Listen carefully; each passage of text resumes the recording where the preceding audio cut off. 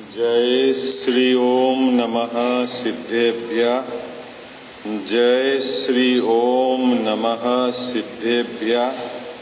जय श्री ओम नमः सिद्धेभ्यः। ओंकार बिंदु संयुक्तम नित्यं ध्यायन्ति योगिनः। कामदं मोक्षदं चैव ओंकाराय नमो नमः। अविरल शब्द घनोग प्रक्षालित सकल भूतल मल कलंका। मुनि भी निरूपासित तीर्था सरस्वती हरतु नो दुरितान। अज्ञान तिमिरा अंधानां ज्ञानांजन शलाकया चक्षुर्ण मिलितम येन तस्मै श्री गुरुवे नमः। श्री परम गुरुवे नमः। परंपराचार्य गुरुवे नमः। सकल कलुष विध्वंसकम श्रेयसाम परिवर्धकम धर्म संबंधकम भव्य जीव मन प्रतिबोधकारकम पुण्य प्रकाशकम पाप प्रणाश मिदिदम शास्त्रम श्री समयसार नामधेय। अस्य मूल ग्रंथ कर्ता रह श्री सर्वज्ञ देवा। तद उत्तर ग्रंथ कर्ता रह श्री गणधर देवा। प्रति गणधर देवा तेसाम वचना सामाद्य आचार्य कुंद कुंद देव द्वारा रचित श्रोता रह सावधान तया शृण्वन्तु। मंगलम भगवान वीरो मंगलम गौतमो गणी मंगलम कुंद कुंदार्यो जैन धर्मोस्तु मंगलम। सर्व मंगल मांगल्यम सर्व कल्याण कारकम प्रधानम सर्वधर्माणाम जैनम जयतु शासनम। जैनम जयतु शासनम। जैनम जयतु शासनम। नमः श्री समयसाराय स्वानुभूत्याश्चकासते चित् स्वभावाय भावाय सर्वभावान्तरे चिते। वंदितु सव्व सिद्धे ध्रुवमचल मनोमम गदिम पत्ते वोक्षामि समय पावुण मीणमु सुत केवली प्रणिदम। जय बोलो देव शास्त्र गुरु की जय।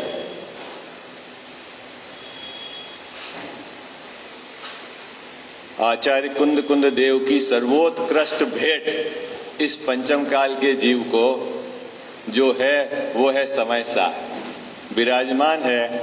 और समय सार का जो अपना तीसरी गाथा पर आज अपन विचार करेंगे उसके पूर्व दो गाथा मंगलाचरण की और गाथा दूसरी जिसमें आचार्य देव ने समय न बताकर स्व समय और पर समय की चर्चा की।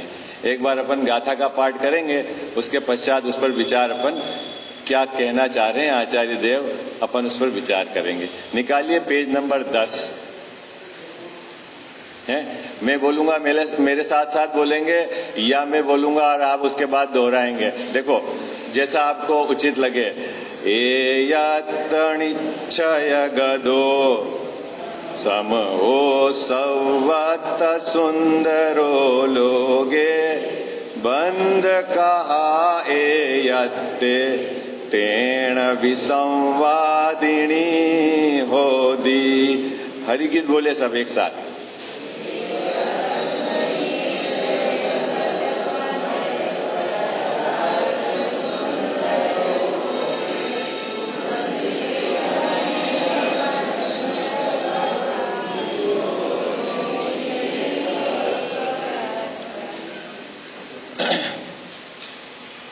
विगत 2 दिन से जो चर्चा चल रही है उसको अपन संक्षिप्त में दोहराते हैं।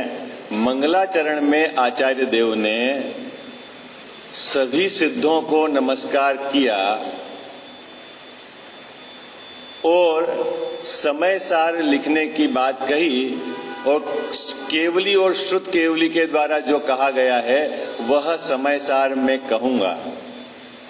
उसके पश्चात दूसरी गाथा में आचार्य देव कहते हैं कि जो दर्शन ज्ञान चारित्र में स्थित है वह तो है स्व समय और जो कर्म पुद्गल प्रदेशों में स्थित है वह है पर समय।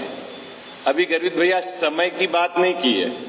बात तो आचार्य देव प्रतिज्ञा तो लेके आए कि मैं समय पाहुड़ कहूंगा और दूसरी गाथा में क्या कहा, स्व समय क्या है और पर समय क्या है। समय, दूसरी गाथा में समय अने जीव द्रव्य की बात है, क्या है, जीव नाम के पदार्थ की बात है। और वहां समय, समय को कैसे शब्द से उत्पत्ति हुई है, वहां आचार्य अमृतचंद स्वामी ने वहां सम धन अय करके जो जानता है और परिणमता है, क्या बात कही, जो एक ही काल में एक ही साथ जाने और परिणमे, उसको समय कहते हैं। अने जीव द्रव्य की बात हुई, वह जीव द्रव्य, वह जीव द्रव्य, वह समय, समय, वह समय मतलब जीव द्रव्य यदि अपने दर्शन ज्ञान चारित्र में एकत्व करके परिणमे तो स्वसमय।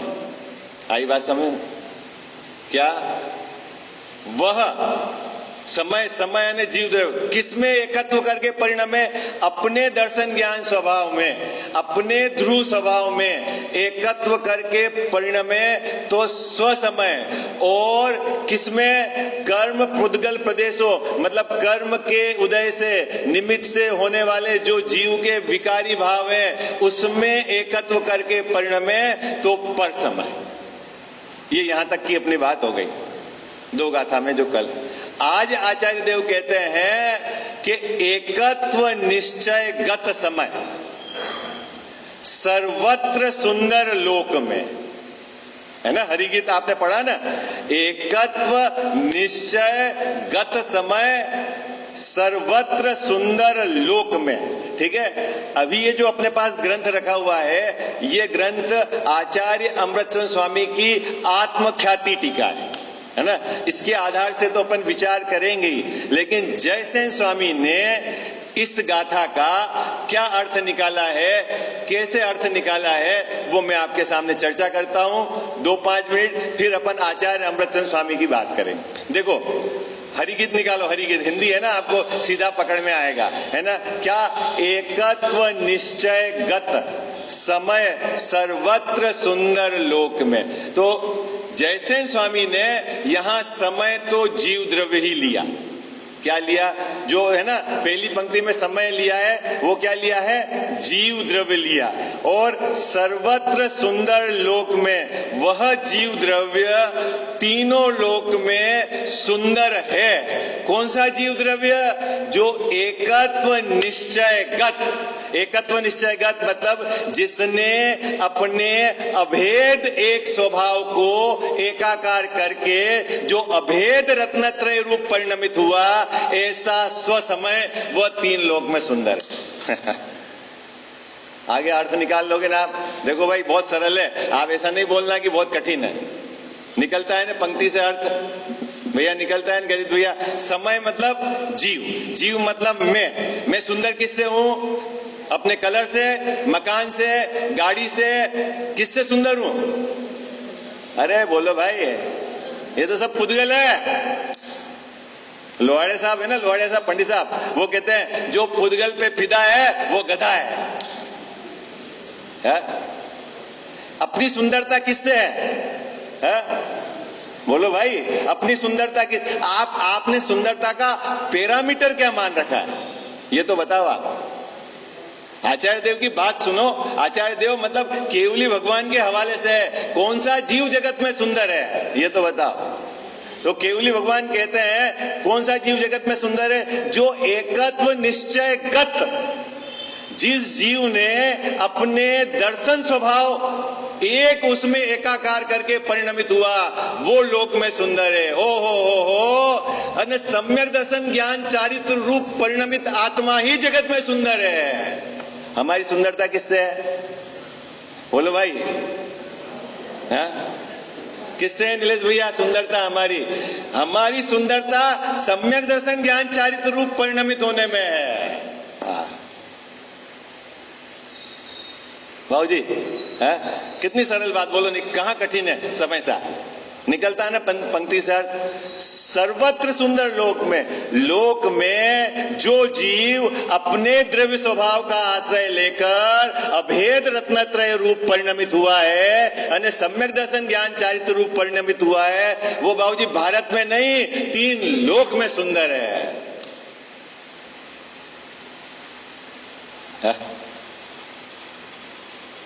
हमारे मुनिराज पंच परमेष्ठी भगवान कैसे हैं बाबूजी? सुंदर हैं, तीन लोक में सुंदर हैं। किस कारण से?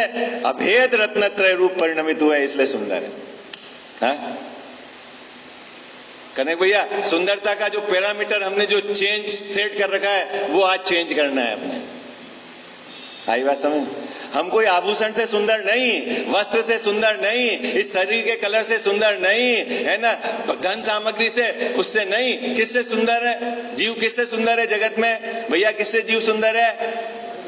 हाँ, वो जो सम्यक दर्शन ज्ञान चारित्र रूप परिणमित होता है, वो जीव लोक में सुंदर है। आ गया पहले लाइन का अर्थ? ठीक है।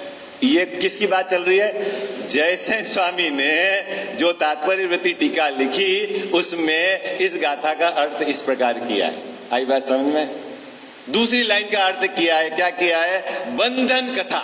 बंधन कथा का अर्थ लिया है कर्म के निमित्त से होने वाली गुणस्थान आदि भाव जो है वो बंध कथा।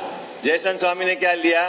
बंध कथा मतलब कर्म के निमित्त से होने वाले जो भाव है ना, वो है बंध कथा। और उसमें एकाकार होकर जो परिणमे अने पर समय, ये विसंवाद है। विसंवाद नहीं, झूठा है। ये तेरा स्वाभाविक परिणाम नहीं है, ये तेरे को शोभा नहीं देता है। ये क्या है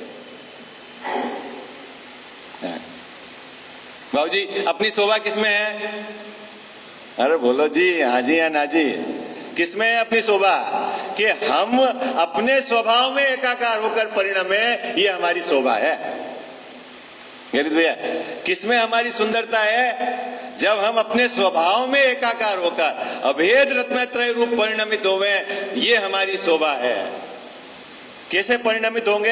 अरे तेरा स्वभाव है ना, अनादि अनंत, पर से निरपेक्ष, परिपूर्ण, है ना, आनंदमयी, केवल ज्ञानमयी, उससे एकाकार होकर जो परिणमन होए, वह लोक में सुंदर है, वो जीव लोक में सुंदर है। ये कहना है। आगे तीसरी गाथा का अर्थ समझ में? देखो, अब आचार्य अमृतचंद स्वामी की बात करते हैं बाबू। अमृतचंद स्वामी के अर्थ कैसे निकालते हैं इसी गाथा का? अमृतचंद स्वामी अर्थ निकालते हैं कि यहां लिखा ना, लोक में सर्वत्र सुंदर है। तो ये लोक है ना, तीन लोक, इसमें सर्वत्र अन्य ठसाठस 6 द्रव्य भरे हुए हैं। क्या भरे हुए बाबूजी? इस लोक में ठसाठस क्या भरे हुए हैं? 6 द्रव्य भरे हुए हैं। ठीक है। और वो 6 द्रव्य सुंदर है? अभी अपन जीव द्रव्य को समय कह रहे थे। आचार्य अमृतचंद स्वामी ने यहां समय का अर्थ क्या निकाला बाबूजी? क्या निकाला? 6 द्रव्य। क्या? 6 द्रव्य। और क्यों? क्योंकि ये लोग 6 द्रव्यमय है, ठसाठस भरे हुए हैं, और 6 द्रव्य सुंदर है। तो महाराज सुंदर कैसे है ये तो बताओ आप। है? जयसेन स्वामी ने तो बता दिया कि जो अभेद रत्नत्रय रूप परिणमित जीव होवे वो सुंदर है, और आप कह रहे हो कि 6 द्रव्य सुंदर है। तो यहां फिर समय की एक और व्याख्या उत्पत्ति से करी। समय, देखो निकालो आप टीका में क्या लिखा? समयते शब्द है टीका के अंदर। बाबू जी मिल गया शब्द? अभी हम आपको सिर्फ सैंपल दिखा रहे हैं, पसंद आए तो आप स्वाध्याय करना घर पे। दोनों समय यहाँ स्वाध्याय चलती है, आप अपने को जोड़ना, मनुष्य भाव को यदि सार्थक करना है तो। आई बात समझ में? और ये तो क्या बाबूजी सामूहिक सभा है, सब तरह के जीव आते हैं, क्योंकि है ना धर्म का पर्व का प्रसंग है। परिणाम सबके अभी मंद कसायमय है। तो यहाँ जिस मतलब सामान्य बात होती है, आपको यदि और विशेष सीखना है तो सुबह शाम दोनों समय स्वाध्याय चलती है, आप आओ। महाभाग्य है बाबूजी इस मंदिर में कि दोनों समय स्वाध्याय होती है और संख्या है।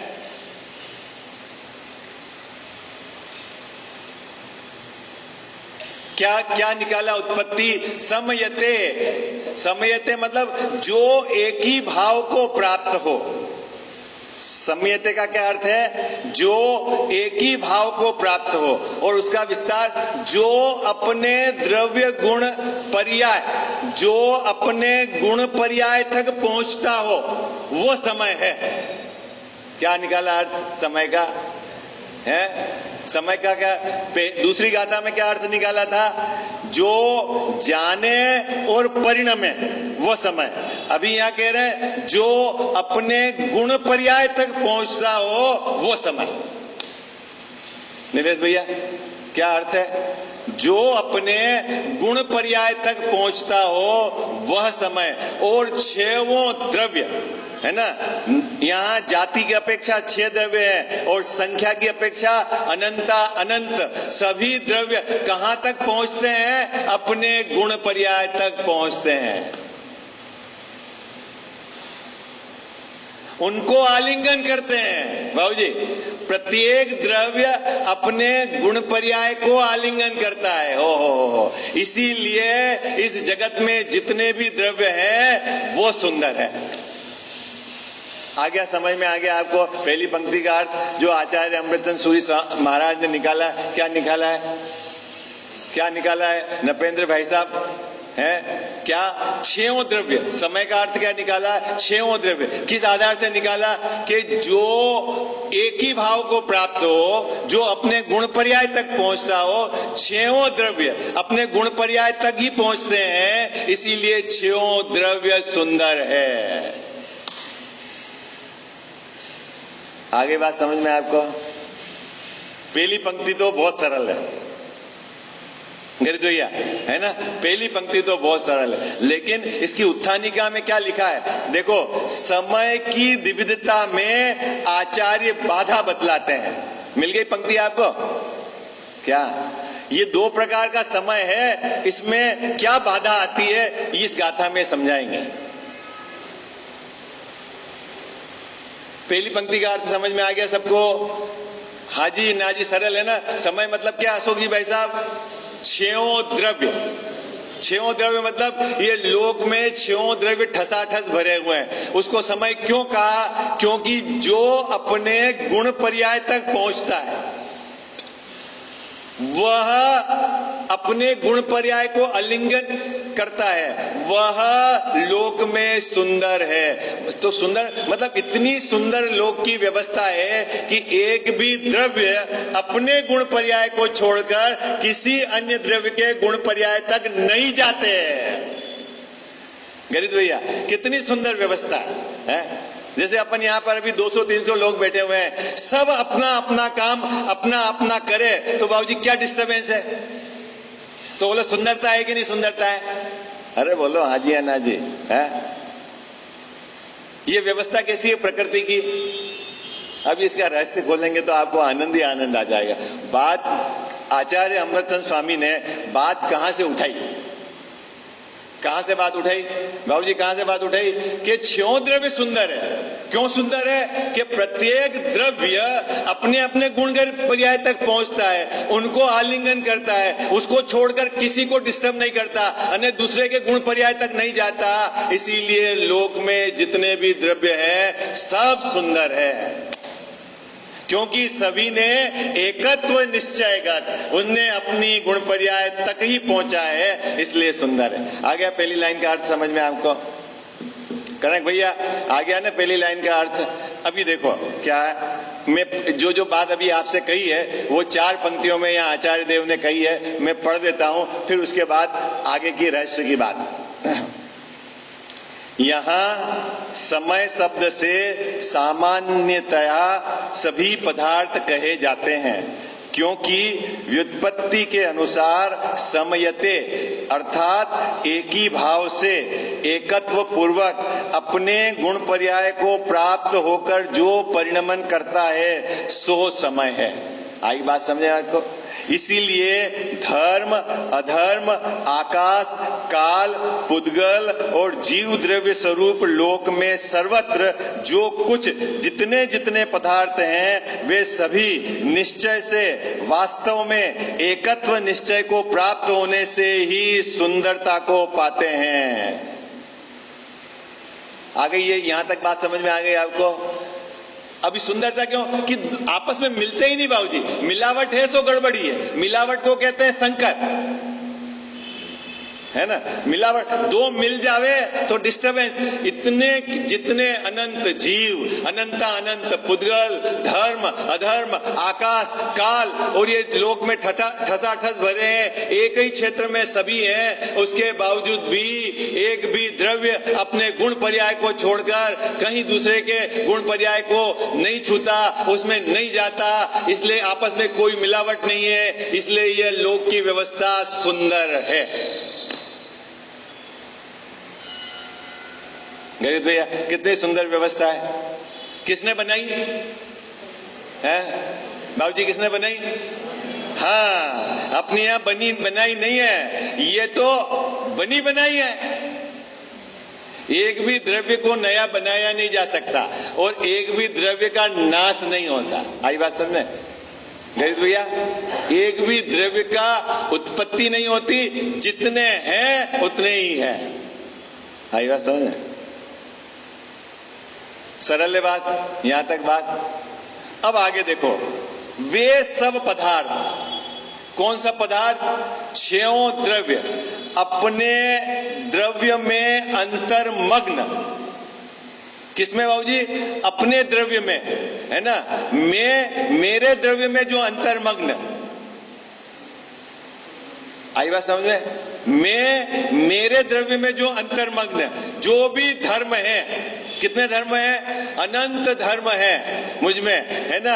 मैं किस तक पहुंचता हूं? मैं सिर्फ मेरे अनंत धर्मों को ही आलिंगन करता हूं, मैं मेरे गुण पर्यायों को ही आलिंगन करके परिणमता हूं, उसके अलावा किसी को आलिंगन नहीं करता, छूता नहीं। यह प्रकृति की व्यवस्था है।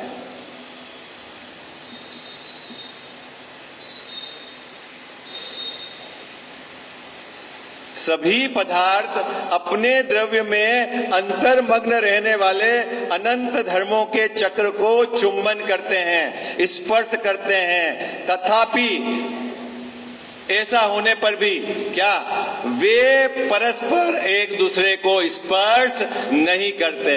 अपने धर्मों को तो स्पर्श करते हैं, लेकिन दूसरे द्रव्य के धर्मों को स्पर्श नहीं करते। हो गुण और धर्म में समझ अंतर पता है आप लोगों को? किसको गुण कहते हैं और किसको धर्म कहते हैं? अरे बोलो भाई, गुण किसको बोलते हैं और धर्म किसको बोलते हैं? अंतर पता है? जिनका परिणमन हो वो गुण कहलाता है। क्या? जिनका परिणमन हो वो कहलाता है गुण, और जो परस्पर विरोधी है, एकत्व अनेकत्व, है ना, ये है धर्म। आत्मा में अनंत गुण धर्म, है ना, दोनों को मिला के भी लिया है पहले, जब वो अभी हमने छोड़ दिया। ऐसा है, प्रत्येक द्रव्य उसमें अनंत गुण है और वह अपने गुण पर्याय तक पहुंचता है, अपने धर्म तक तो पहुंचता है, लेकिन दूसरे द्रव्य को छूता नहीं। मतलब छूता नहीं, स्पर्श करता नहीं। ऐसी विश्व में व्यवस्था ही नहीं। कितनी सुंदर विश्व की व्यवस्था है, बोलो। तो आचार्य महाराज, आप क्या कहना चाह रहे हो? ये बात तो हमारे समझ में नहीं आई, क्योंकि आचार्य अमृतचंद स्वामी बात क्या करना चाह रहे हैं कि ये जो बंद कथा है, ये बंद कथा में विरोध क्यों है, ये समझाना चाह रहे हैं। बाबूजी क्या समझाना चाह रहे हैं? बंद कथा में विरोध क्यों है, ये समझाना चाह रहे हैं। अभी एक ही जगह यहां पर कितने द्रव्य हैं बाबूजी? है 6 द्रव्य है ना। और फिर अभी ये शरीर में कितने परमाणु हैं? अनंत पुद्गल के परमाणु है। जीव में एक अनंत पुद्गल परमाणु, इस एक क्षेत्र अवगा में रह रहे। मैं जो जीव हूं वो मेरे गुण पर्याय तक पहुंचता हूं। पुद्गल का एक एक परमाणु अपने गुण पर्याय तक पहुंचता है। धर्म द्रव्य अपने गुण पर्याय तक पहुंचता है, अधर्म द्रव्य अपने गुण पर्याय तक पहुंचता है, काल द्रव्य अपने गुण पर्याय तक पहुंचता है। एक भी द्रव्य दूसरे द्रव्य के गुण पर्याय तक नहीं पहुंचता। ये सुंदरता है।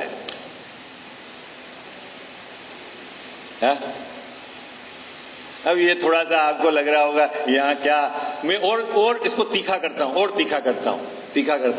आलू का नाम सुना है ना आपने? है आप सुना है? क्या बात करते हो? वो तो सब्जी का राजा है? अब अपने यहाँ जैनियों में तो राजा नहीं है ना वो। अरे बोलो हाँ जी, ना जी। और राजा को क्यों मारते हो आप? राजा मर जाता है तो शतरंज का खेल खत्म हो जाता है। नहीं राजू भैया, है? राजा को जिंदा रखो। क्या है उस आलू में? एक सुई की नोक बाबूजी डाले अंदर और निकाले तो आपको दिखेंगे भी नहीं। उसमें असंख्यात स्कंद हैं सुई की नोक के अंदर। ठीक है, कितने स्कंद हैं? असंख्यात स्कंद है।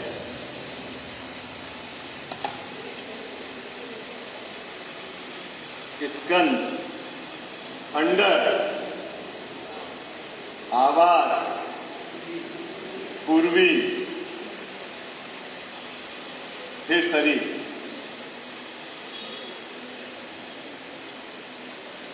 क्या बात समझ में आ रही है आपको? जो अपन ने आलू के अंदर सुई डाल के जैसा निकाल दी और उसकी नोक पर कितने हैं? असंख्यात स्कंद। स्कंद मतलब दो परमाणु मिलकर जो बनता है वो स्कंद। ठीक है, असंख्यात स्कंद। उस एक स्कंद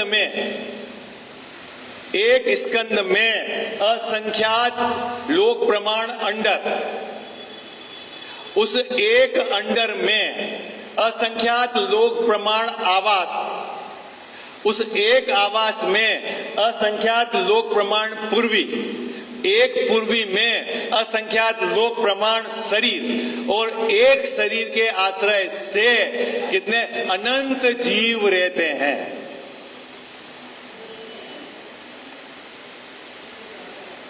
ये समझ में नहीं आया तो मैं थोड़ा देखो इधर से समझा रहा हूं। एक तो है जम्बू द्वीप, बाबूजी स्कंद मतलब जम्बू द्वीप, फिर अंडर मतलब भरत क्षेत्र, और नीचे आ जाओ आवास मतलब भारत देश, फिर नीचे आ जाओ पूर्वी मतलब उदयपुर, और फिर शरीर मतलब हमारा घर। और कितने लोग रहते हैं अपन? 2 लोग 3 लोग, और वहां कितने लोग रहते हैं? अनंत लोग। ठीक है, कितना, इतनी राशि, जीव राशि। और एक जीव जो है ना बाबूजी, जीव, उसके एक शरीर तो एक होता है और उसके आश्रय से अनेक जीव रहते हैं, लेकिन प्रत्येक जीव का कारमान शरीर अलग, तेजस शरीर अलग।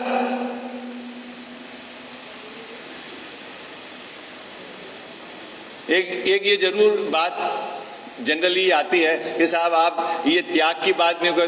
अरे इतने जीवों की संख्या आपको यदि पता है, उसके बाद भी आपका राग नहीं टूटता है तो कितने क्रूर परिणाम है, वे विचार तो करो। किसके परिणाम क्रूर है? इतने जीव। आपको अभी आपके सॉफ्टवेयर में तो हैंग हो गया होगा कि कितने जीव है। अभी एक शरीर के आश्रय से कितने जीव रहते हैं? अनंत जीव रहते हैं। अब एक स्कंद जो दिखता नहीं है आपको आंख से, उसमें इतनी लगा दो, कितने जीव बाबूजी है, और उनके प्रति करुणा का भाव नहीं आता तो आपके परिणाम की क्या स्थिति है? इसलिए सदा सुखदास जी को कहना पड़ा 50-50 बरस हो गए शास्त्र सुनते सुनते, लेकिन जो के वही है। क्यों? कि ये सब अन्याय, अनीति, अभक्ष का कारण जानना। महाभाग्य से जैन कुल मिला है, आपको ये बात सुनने समझने मिली है, उसके बाद भी आप कौन ने देखा? बोलते कौन ने देखा? अरे तुझे अनंत भगवान पर विश्वास नहीं है, तू किस आमनाय से है? अनंत भगवान ने कहे हैं, कौन ने देखा क्या?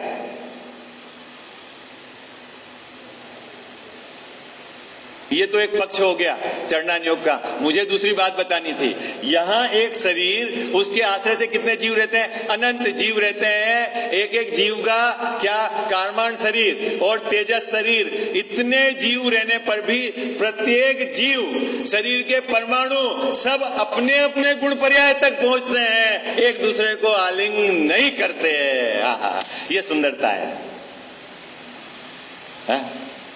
सिद्ध भगवान की पूजा में बोलते हो ना, एक माही अनेक राजे, अनेक माही एक नो। नहीं बोलते बाबूजी, वो सिद्ध भगवान ये एक में अनेक है और अनेक में इतने सिद्ध भगवान वहां विराजमान है, लेकिन प्रत्येक सिद्ध भगवान अपने अपने द्रव्य अपने गुण पर्याय तक पहुंचते हैं, अन्य के नहीं। आहा, क्या सुंदर व्यवस्था है प्रकृति, इसलिए सुंदर है। तो महाराज क्या कहना चाह रहे हो? अभी तक तो हम बात समझ नहीं पा रहे हैं, अभी तो आपने प्रकृति की सुंदर व्यवस्था को समझाया। अब आगे कहते हैं, देखो, वे परस्पर एक दूसरे को स्पर्श नहीं करते। कौन एक दूसरे को स्पर्श नहीं करते? एक भी द्रव्य दूसरे द्रव्य को नहीं छूता। मैं छू के बता सकता हूं कि ठंडा है कि गर्म? अरे बोलो, है? एक भी द्रव्य एक दूसरे को नहीं छूता। अति निकटता को भले आप छूना कह दो, लेकिन एक दूसरे को नहीं छूता। हो अत्यंत निकट एक क्षेत्र अवगाह रूप से तिष्ठ रहे हैं, तथापि वे सदाकाल अपने स्वरूप से च्युत नहीं होते। पर रूप परिणमन न करने से अनंत व्यक्तित्वता नष्ट नहीं होती। बाबूजी एक क्षेत्र में रह रहे हैं सभी छयों द्रव्य, उसके बावजूद भी पर रूप नहीं होते, जीव पुद्गल रूप नहीं होता, धर्म अधर्म रूप नहीं होता, सब अपने अपने रूप है। और अपने अपने रूप होने से क्या है कि उनकी व्यक्तित्व, उनकी आइडेंटिटी समाप्त नहीं होती। आई बात समझ में? जीव जीव ही रहता है, पुद्गल पुद्गल ही रहता है, धर्म द्रव्य ही रहता है। भले ही एक क्षेत्र में रहे, आकाश के एक क्षेत्र में रहे, लेकिन उनकी क्या आइडेंटिटी समाप्त नहीं होती है। इसीलिए वे टंकोत्कीर्ण है। मैं टंकोत्कीर्ण, टाकी से उकारा गया है, अब ये मिटने वाला नहीं। क्यों? मैं जीव हूं, जीव ही रहूंगा। क्यों? क्योंकि मैं अपने गुण पर्याय तक ही पहुंचता हूं। ये तो बाबूजी भूमिका बनाई आचार्य अमृतचंद स्वामी ने। अमृतचंद स्वामी की विशेषता है, देखो, जयसेन स्वामी और अमृतचंद स्वामी की टीका करने की तरीका दोनों का अलग है। यह न्याय के हिसाब से मुख्य है, लॉजिकली बात करेंगे, है ना, और वहां जयसेन स्वामी नय की भाषा में बात करेंगे। आई बात समझ में? अब आपको ये लगेगा क्या है अमृतचंद स्वामी, जयसेन स्वामी? इस ग्रंथ पर दो आचार्यों की टीका है जिन्होंने इस जो गाथा है इसके भाव को स्पष्ट किया। आई बात समझ? अभी साहब, अभी तो एक ही पढ़ना भारी है, आप दो की बात क्या करते हो? है क्या भारी है? आप समय निकालो तो सब हल्का है। यहां तक बात समझ में आ गई ना अजीत भैया? है ना, बहुत सरल बात है। छयों द्रव्य अपने गुण पर्याय तक पहुंचते हैं, अपने अनंत धर्मों का चुंबन करते हैं, पर द्रव्य को छूते नहीं है। इसीलिए उनकी व्यक्तित्वता नष्ट नहीं होती है, उनकी आइडेंटिटी बनी हुई है, वो टंकोत्कीर्ण है, और ये व्यवस्था लोक की सुंदर है। अब इतनी बात कहने के बाद आचार्य अमृतचंद स्वामी एक बात निकालेंगे, जब एक द्रव्य दूसरे द्रव्य को छूता ही नहीं, स्पर्श ही नहीं करता, तो फिर इस जीव को कर्म ने बांधा है, ये बात कहां से आई? बात समझ में आ गई? बात तो वहां से निकाल ली बाबूजी, बात है दूसरी पंक्ति में तो कि ये विसंवाद है, ये झगड़े की जड़ है। क्या झगड़े की जड़ है? आचार्य जयसेन स्वामी ने तो कहा ये झूठ है। आप कहते हो कि जीव कर्म से बंधा है, ये बात ही झूठ है।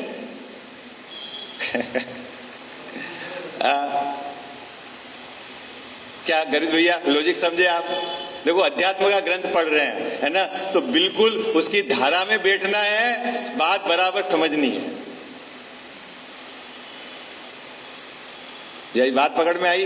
कितनी सुंदर बात कही। जब एक द्रव्य अपने गुण पर्याय तक पहुंचता है, दूसरे द्रव्य के गुण पर्याय को छूता नहीं है, तो फिर इस जीव को बंध हुआ। आप ये कहते हो, ये बात हमारे गले नहीं उतर रही है।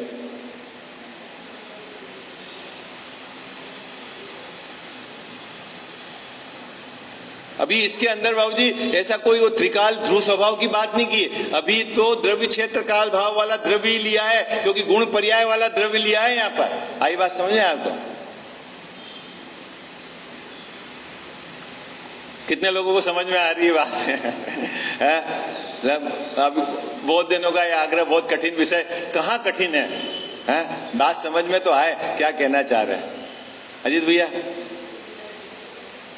अभी देखो आगे क्या कहते हैं। हमें एक विशेषता बहुत सुंदर है, वो मैं चर्चा करना भूल गया। मैंने नीचे वाली पंक्ति की बात कर ली, लेकिन मैं उसके ऊपर वाली पंक्ति की भी बात करता हूं। ये आप घर पे ढूंढोगे तो इसका अर्थ नहीं निकाल पाओगे आप। क्या देखो पढ़ते हैं पंक्ति। टंकोत्कीर्ण की भांति स्थित रहते हैं और समस्त, सभी द्रव्य, समस्त विरुद्ध कार्य और अविरुद्ध कार्य दोनों की हेतुता से वे सदा विश्व का उपकार करते हैं, टिकाए रखते हैं। जितने भी द्रव्य हैं वह विरुद्ध और अविरुद्ध दोनों कार्य करके विश्व को, अन्य अपने अस्तित्व को, विश्व को टिकाए रखते हैं। क्या होता है विरुद्ध कार्य और अविरुद्ध कार्य?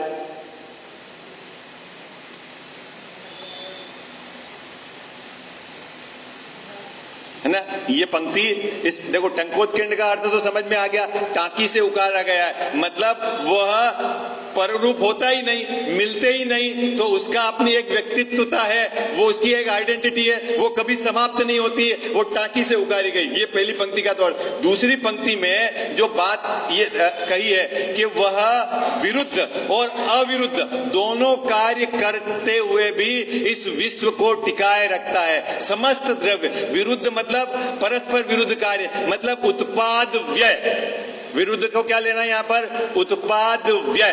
पूज्य गुरुदेव जी ने बहुत अच्छा इसका खुलासा किया है। उत्पाद व्यय, उत्पाद व्यय मतलब ये परस्पर विरुद्ध है। उत्पन्न होना और नाश होना ये परस्पर विरुद्ध काल है। और क्या है? अविरुद्ध कार्य उनके ध्रुव बना रहना। अने यह जीव एक समय की पूर्व की पर्याय का व्यय होता है, वर्तमान वाली पर्याय का उत्पाद होता है, और गुण बने रहते हैं, अविरुद्ध है, बने रहते हैं। इस प्रकार प्रत्येक द्रव्य इस विश्व को टिकाए हुए है, टंकोत्कीर्ण है। ये बात समझ में आ गई आपको? हाँ जी, हाँ ना जी, हाँ, कठिन तो नहीं है। इसलिए मैं कह रहा हूं ग्रंथ हाथ में रखो, अमृत है, आप पियोगे, भाव पकड़ में आएगा तो आपको आनंद आएगा। ऐसी व्यवस्था है विश्व की। देखो आचार्य अमृतचंद स्वामी ने विश्व की व्यवस्था का एकदम आपके सामने चित्रण कर दिया जो आपको गले उतर जाए। बिल्कुल गले। मैं अपने गुण पर्याय तक पहुंचता हूं, पुद्गल के परमाणु को छूता ही नहीं, शरीर को छूता ही नहीं, छूता नहीं तो काम होना, जाना, मिलना, ये सब बात अलग पड़ी है। ऐसे जगत के जितने भी द्रव्य हैं सब अपने गुण पर्याय तक पहुंचते हैं। एक दूसरे में मिल जाए तो तहस विश्व कहां बना रहे, विश्व कहां टिका रहे? जिसको अपन विश्व कहते हैं वो कहां टिका रहे? यदि पुद्गल जीव हो जाए, जीव पुद्गल हो जाए, धर्म अधर्म, तो कहां क्या हो? संकर सर्व संकर दोष आ जाए उसमें। और ऐसा होता नहीं है, विश्व टिका हुआ है। और टिका हुआ भी कैसे है कि वह अपनी पूर्व की पर्याय का व्यय करता है, नई पर्याय का उत्पाद करता है, और उसके गुण बने रहते हैं, अविरुद्ध रहते हैं। ऐसा होने पर ये विश्व टिका है। ये बात हो गई, ठीक है। इतनी सुंदर विश्व की व्यवस्था में आप ये कह रहे हो कि इस जीव को बंद है, ये बात मेरे को नहीं जचती।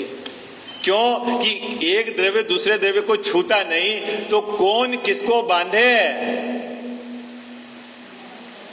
ये बात भी संवाद करने वाली है, ये बात झगड़े की है, ये बात नहीं जचती।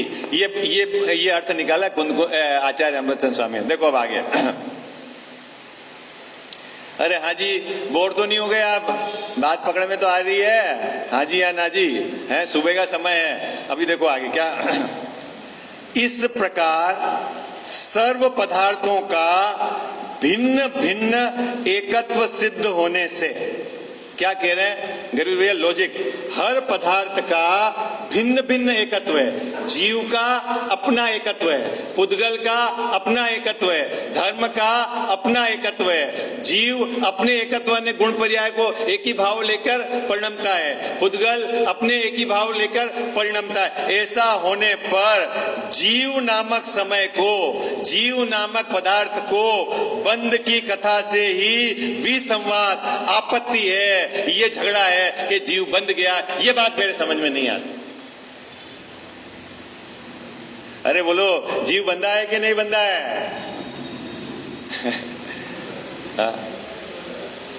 कर्मों ने रुलाया है कि नहीं रुलाया है? कर्मों ने बांध रखा है, बहुत पेल रखा है, संसार में परिभ्रमण करा रहे हैं। नहीं बाबूजी, कौन?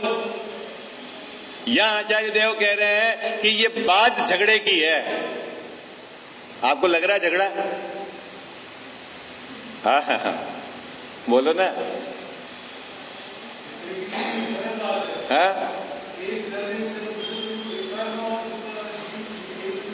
छूता ही नहीं तो फिर बंधे कैसे? हाँ, अत्यंत अभाव है दो द्रव्य के बीच में, तो फिर बंधे कैसे? तो जीव को कर्मों ने बांध रखा है, ये बात कैसे गले उतर दी आपके? हाँ वो एक अपेक्षा है। अभी ये लाए कहां से? कर्म तो आपको दिखे नहीं भाई साहब, कर्म दिखे आपको?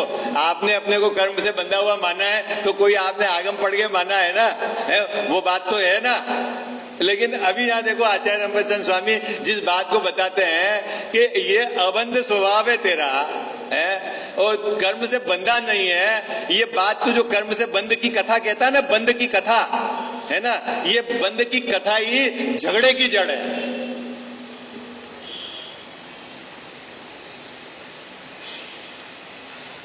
अपन नहीं, चार जने में इसको मत लो, ये झगड़े की जड़ है, यानी अपन नहीं बोल लेते झगड़े की जड़, ऐसा ये बीमारी है? क्या बीमारी है भैया? ये आचार्य अमृतचंद स्वामी, मतलब ये टीका सर्वोत्कृष्ट टीका है, आज तक ऐसी टीका हुई नहीं किसी ग्रंथ की। कहां कुंद स्वामी के हृदय में बैठकर बिल्कुल बात निकालनी और बात निकाल के रख देनी। इतनी सुंदर टीका किसी भी ग्रंथ की आज तक नहीं हुई है। आत्मख्याति है, ये आत्मा की ख्याति को बतलाने वाला ग्रंथ है टीका।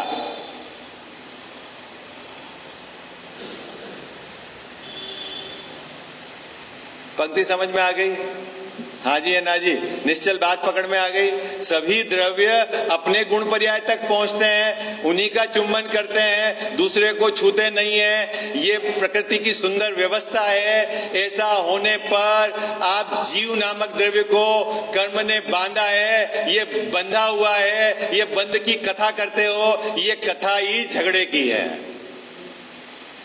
विसंवाद। तो साहब फिर तो बंध की कथा ही नहीं, जीव बंधा ही नहीं। जब जीव बंधा ही नहीं है तो फिर पर समय क्या हुआ ये बताओ? जब जीव बंधा ही नहीं है तो पर समय क्या हुआ? कि साहब पर समय होता नहीं है, कोई पर समय नहीं है। जब पर समय नहीं है तो जब पर समय नहीं है तो फिर स्व समय कैसे हुआ? क्योंकि स्व समय का नाम पर समय के आधार से पड़ा, तो इसलिए स्व समय भी नहीं है। तो फिर क्या है? मात्र समय है, ये कहना चाह रहे आज। क्या बात पकड़ में आई आपको? हाँ, मुझे तो अगली गाथा भी लेनी है आज, नहीं तो हम 12 गाथा तक पहुंच ही नहीं पाएंगे, हैं? क्योंकि अपने तो बाबूजी 14 के बाद तो चिड़िया उड़ जाएगी, और हो सकता है पांच उपवास के बाद आधे आधे आधे आधे गायब हो जाए। नहीं नहीं नवीन भाई साहब, अच्छा है कोरोना काल का लाभ है बाबूजी, सबने खूब धर्म का लाभ लिया, डिजिटल माध्यम से भी खूब लाभ लिया है, और आपके अब लोक व्यवहार सिमट गए, तो समय बचा कि नहीं बचा आपका? और चल तो रहे ना सबके काम। 50 लोगों की शादी भी हो रही है, तो हो तो रही है ना शादी। 2000 से शादी कोई नई थोड़ी हो जाती है, हो रही है ना शादी। अरे 10 लोग शमशान में ले जा रहे हैं तो मुर्दा जल तो रही है ना, कहां अटक रहा है आपका काम? बाबूजी कहां अटक रहा है? नहीं अटक रहा है ना काम, तो समय तो बच रहा है ना आपका फालतू। अब वो बचे हुए समय को यहां लगा दो, गारंटी है काम हो जाएगा 6 माह में। ये अमृतचंद स्वामी गारंटी लेते हैं। आई बात समझ?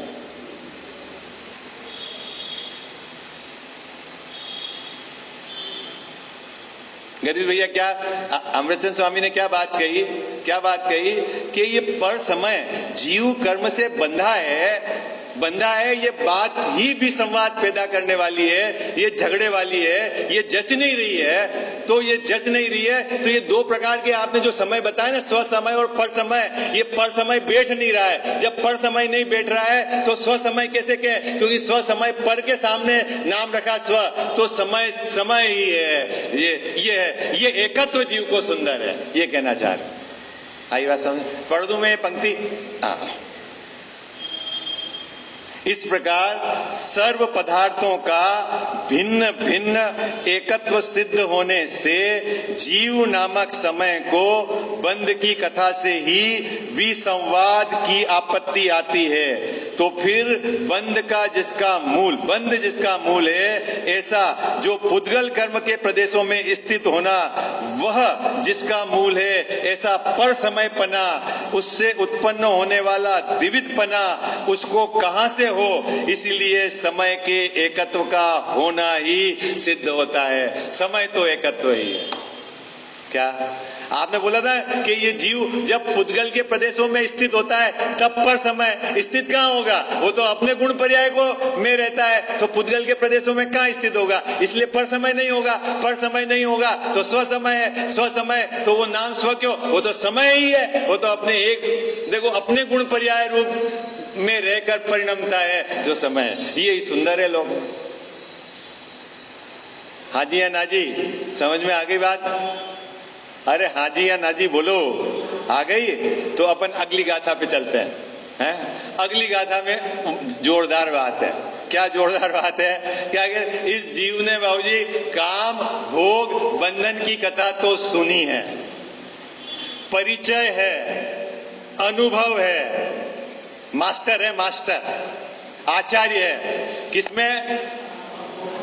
काम भोग बंध की कथा इसने कितनी बार सुनी है? अनंत बार सुनी है ना?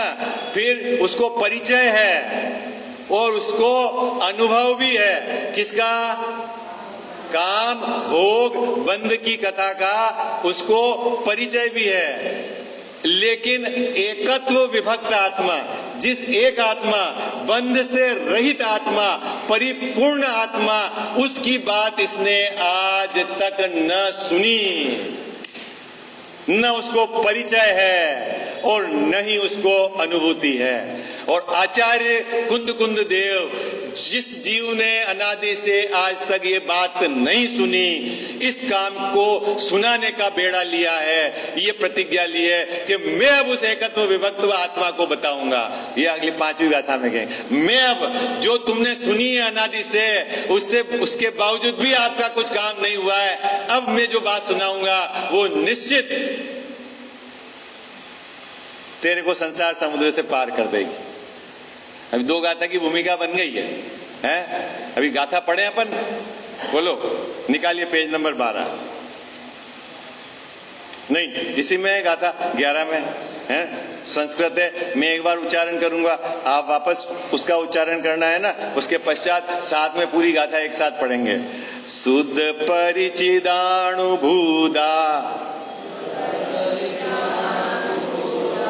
शुद्ध परिचिदानुभूदा,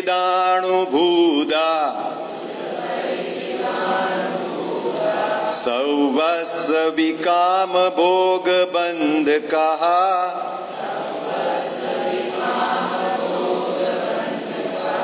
सर्वस्व विकाम भोग बंध कहा,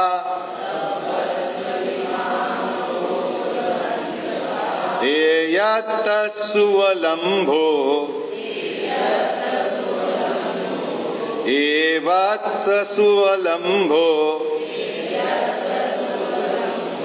णवरिण सुलहो विहतस्, णवरिण सुलहो विहतस्। एक साथ अपन बोलते हैं, सुध परिचिदानुभूदा, सर्वस्व विकाम भोग बंध कहा, एयत सुवलंभो, णवरिण सुलहो विहतस्। हरिगीत। हे सर्वश्रुत पर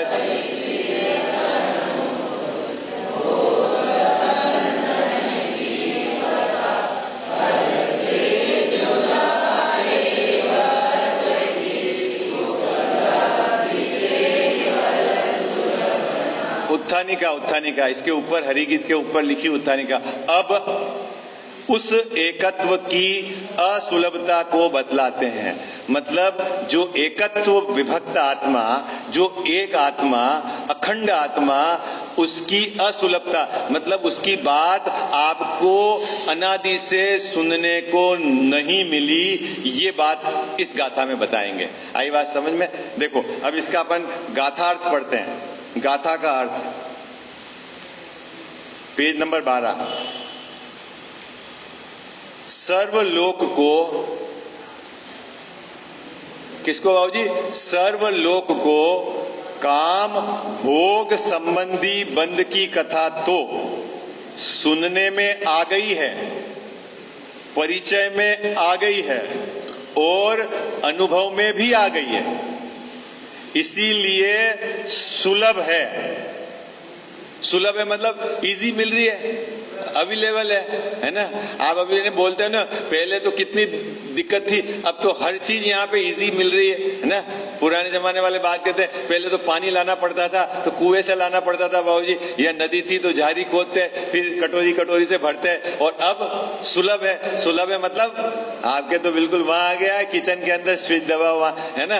तो आचार्य देव कहते हैं कि इस जीव ने काम भोग और बंध की कथा अनंत बार सुनी है, ठीक है। उसको परिचय भी है ना, अनुभव भी है, क्योंकि ये सुलभ है। क्या कहना चाह रहे हैं? अब मैं जो बात कहूंगा क्या, किंतु भिन्न आत्मा की बात है ना, भिन्न आत्मा की बात अपन इसकी चर्चा करेंगे।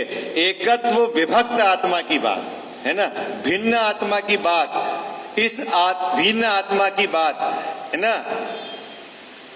भिन्न आत्मा का एकत्व होना कभी न तो सुना है, न परिचय में आया है और न अनुभव में आया है, इसीलिए एक वह सुलभ नहीं है ना।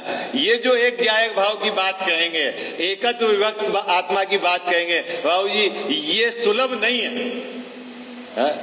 अब आप बोलोगे समय सार क्यों लिया सुबह सुबह आपने, कठिन लगता है ग्रंथ है। बोले सुलभ बात तो आपने बहुत सुनी है, जीव कर्मों से बंधा है, 8 कर्मों ने पहरा है, प्रकृति बंद होता है, प्रदेश बंद होता है, स्थिति बंद होता है, अनुवाग बंद होता है, इस कर्म के उदय में ये गति मिलती है, इस कर्म के उदय से शरीर मिलती है। अरे ये तो बहुत बार सुनी है, लेकिन तूने एक बार भी ये बात नहीं सुनी कि तू कर्म से बंधा ही नहीं, तेरा स्वभाव तो अबंध है। बात समझ में आ गई? बोलो अब आप एनालिसिस करना कि आपने ये बात कितनी बार सुनी और ये बात कितनी बार सुनी है। बाबूजी बराबर है ना। ये तूने सुनी नहीं, क्यों उसने सुनी? कि सुलभ नहीं है। सुलभ नहीं है क्यों? कि एक तो सुनाने वाले नहीं है, और जो सुनाने वाले हैं तू उनके नजदीक नहीं गया है, उनसे प्रीति नहीं करी है, उनकी बात नहीं सुनी है। और जहां जगत में काम भोग बंध की कथा चलती है उसमें तो तू आचार्य करके फिरता है, ऐसा बना लो, मकान ऐसा बनाओ, ये डिश ऐसी बनाओ, ये कपड़ा ऐसा पहनो, गाड़ी ऐसी लो। अरे ये तो तूने जीवन भर किया है, उसकी तो तेरी मास्टरी है, उसमें सब मास्टर है। आई बात समझ में? कौन मास्टर है बाबूजी? आचार्य हैं सब, हम सब आचार्य हैं। किसके लिए? काम। अब काम किसको कहा, भोग किसको कहा, बंद कथा किसको की? आचार्य जयसेन स्वामी ने, यहाँ अमृतचंद स्वामी ने इसका क्या अर्थ निकाला, कल अपन इसकी चर्चा करेंगे। आप लोगों से मेरा निवेदन है, यदि आपको आनंद लेना है, एक तो ग्रंथ साथ में लो आप, और फिर ये समझो कि मुझे सिर्फ 10 दिन इस ग्रंथ को पढ़ने की टेक्निक मिल रही है। ये नहीं कि कोई 10 दिन में, फिर उसके बाद इसको आपको घर पर अभ्यास करना है। और मेरा तो आपसे विशेष अनुरोध है कि यहाँ दोनों समय स्वाध्याय चलता है। अभी एक बात बताता हूँ, कोरोना काल आया ना बाबूजी, जिन जिनको कोरोना हुआ उनको है ना मसाणिया विराग हो गया। आपको पता है मसाणिया विराग? समझते हो आप? हमारे इधर ये शब्द चलता है क्या, कि जब तक वो शमशान में जाता है, और आज तक तो वहां भी वैराग्य नहीं, मोबाइल लेके जाता है तो वहां उसका तो अब और सब बेकार है, सब बेकार है। जब नोटबंदी हुई थी तो सब बेकार है, फिर वापस है।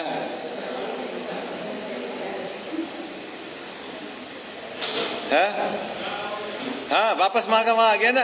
तो कह रहा हूं कि ये जो समय की जो दुर्लभता है, आपको मनुष्य पर्याय मिली है और बाहर में जो इस तरह का सब व्यवस्थित है, आजीविका का साधन, योग्य आयु मिली है और अपने तो इतनी अच्छी सुविधा है कि दोनों समय स्वाध्याय होता है। क्या प्रॉब्लम है आपको यहां आने में? समस्या क्या है आपके? आप खुद विचार करना। देखो, यदि अपना मनुष्य भाव सार्थक करना है तो आपको बुद्धिपूर्वक जो है वो तो आपको पुरुषार्थ करना ही पड़ेगा, है ना। आगम का सेवन करना ही पड़ेगा, युक्ति लगानी ही पड़ेगी। इसकी अपन कल चर्चा करेंगे, विशेष चर्चा।